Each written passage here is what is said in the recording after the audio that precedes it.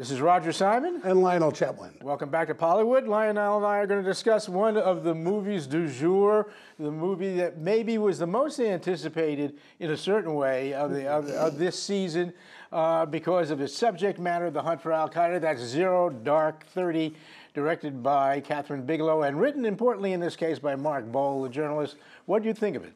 It didn't work for me, let me put it that way. It was as if I was watching somebody's fantasy about, wow, that could have happened. I mean, for example, the SEALs. Maybe they're going to tell me those are real SEALs, but they really look to me like Vietnam veteran, as if that's what he remembered from other films. It's coarse. It is unbelievably coarse, to the point where Chastain, the first time she meets Leon Panetta, right, big boss, she's new to the agency. She's meeting him in a special circumstance, played by James Gandolfini, and he notices her. He says, "Well, who are you?" And she says, "I'm the mother effer who found him." No, it didn't happen. I'll tell you that didn't happen. I don't care what they tell me. It's 3 movies. There's one about torture, which I have no idea what that was about. It's one about her finding him. What she did, I don't know, other than count the days until they saw him in the compound. And then there's a third one, which, unlike, what you're supposed to do in those movies is tell them what they're going to do, like, Dirty Dozen or Where Eagles Dare, or Guns and Ammo, and you say, well, here's what's... In Argo, he did it very, very well. There are 3 rings of security, and he tells you, and then you go through, the audience is with you. I had no idea what the raid is about. Half of it shot in... Anyway, I don't know. I'll tell you what, my opinion? Yes. I liked it less than you did, or maybe the same. I mean, well, I'm being nice. You're being nice. I will tell you quite frankly, as someone who's written a fair number of mysteries and who's followed jihadism and Al-Qaeda pretty closely because of my job, I didn't know what the hell was going on for 90% of this movie. And I figure if I couldn't figure out what was going on, how in the world is the public figuring it out?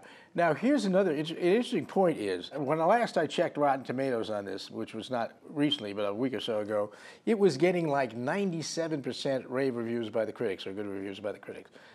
If you gave them a pop quiz about what happened, I'll bet you that number would be pretty shockingly low. A big portion of this movie is based on a story about which I read a book. It's The Triple Agent, which is a terrific book about the doctor who was a triple agent eventually for Al-Qaeda against the CIA. In other words, he infiltrated the CIA, the only Al-Qaeda, the guy to who I know it, and it ended up with that big bombing, the suicide bombing in Khost, Afghanistan at the U.S. military base, which is shown in the movie. I would defy anybody who has not read that book or know other ways of what this story of this Jordanian doctor to figure out what the hell was happening then. You couldn't. I mean, I could barely follow it, and I'd read a 400-page book on the subject. I mean, it's silly. You raise an interesting point. Maybe the reason the critics who saw it, and those would be the early viewers, probably selected critics that they selected.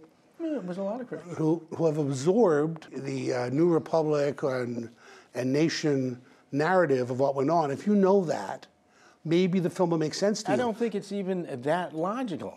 I mean, you said yourself, there's all this torture that goes on in the beginning. What's that about? You don't know what they're torturing you, who or what or for. No. Then there's a large section in the middle where they seem to be looking for bin Laden, but where are they looking? You don't know. Days are passing, as you once indicated to me, on this chalkboard glass which thing. The cleaning staff never clean up. SCIU, are you listening? Yeah, SCIU. And so, now look, to give the devil its due, as they say in Variety, all tech credit is good. Very nicely photographed. Good. Well, you're being tougher now. No, than I think the third movie, because there's 3 movies. The third movie, which is the killing of bin Laden, essentially, in which you have no idea what they're doing. You just or simply the structure of the building. It gets well, you see that you're supposed to know that. I think you're supposed to bring that context in with you, and a lot of it is shot. Some of it is shot through night vision, and then they switch to darkness. You don't know what's going on, but the main thing is you got to care about the guys that are going in there. Rule number 1 of all of these movies. Care about the guys and let us know what they're doing. Well, the only opportunity you get to care about these guys is you spend about 90 seconds with them they're playing horseshoes and they're betting $50 out of ringer. And Chastain is looking at them and saying, "Oh my God, I'm sending you to your death." It's sophomoric. I thought it was sophomoric, and you know what? And if you're a freshman, you like that kind of thing. Lionel, I have to agree with all of that.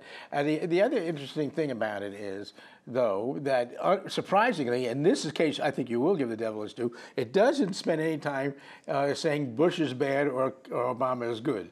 There's none of that. Happily, they made one choice that was keep those guys off the table because, frankly, they had nothing to do with it. I mean, Obama had almost nothing to do with the killing of bin Laden. That was done by other people, by SEALs, by other operatives, by CIA people. Yep. That's their job. I have one question for you, though, which has really been puzzling me.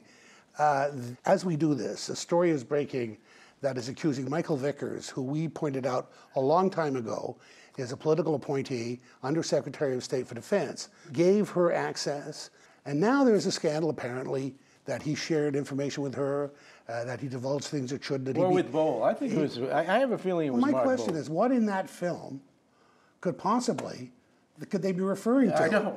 Because I had the same reaction when I read the article about that. I mean, that's the biggest mystery. Nobody's outed because there's no information. I mean, Forrest Gump told me more about what went on in Vietnam than this movie's told me about anything. Yeah, absolutely. So if you want to, if you got to be hip and tell your people I've seen the big movies, go see it. Well, otherwise, it's our job as Oscar voters. Go see the Quartet. Yeah, go see Quartet. Or more. They'll tell you more about reality. Anyway, this is Roger Simon. And Lionel Chetwynd. Next week in Poliwood.